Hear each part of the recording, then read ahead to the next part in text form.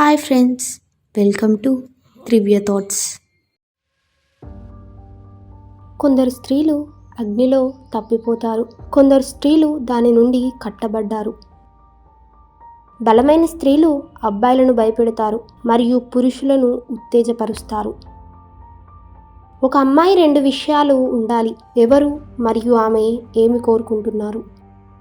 స్త్రీ ఉన్న చోట మాయాజాలం ఉంటుంది.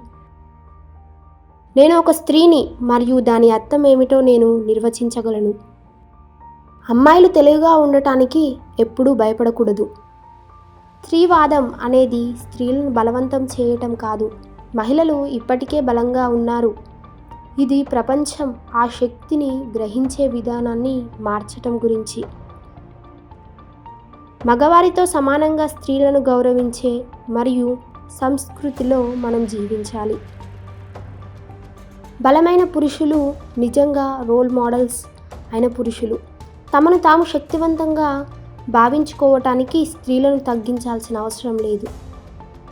భవిష్యత్తులో మహిళా నాయకులుండరు, నాయకులు మాత్రమే ఉంటారు. అవకాశాలను తీసుకోకుండా ఎవ్వరూ విజయం సాధించలేరు. ఎవరైనా క్షణం గుర్తించగలగాలి మరియు ఆలస్యం చేయకుండా దానిని స్వాధీనం చేసుకోవాలి. స్త్రీలు తమను చూసి నవ్వుతారని పురుషులు భయపడతారు. పురుషులు తమను చంపుతారని మహిళలు భయపడుతున్నారు.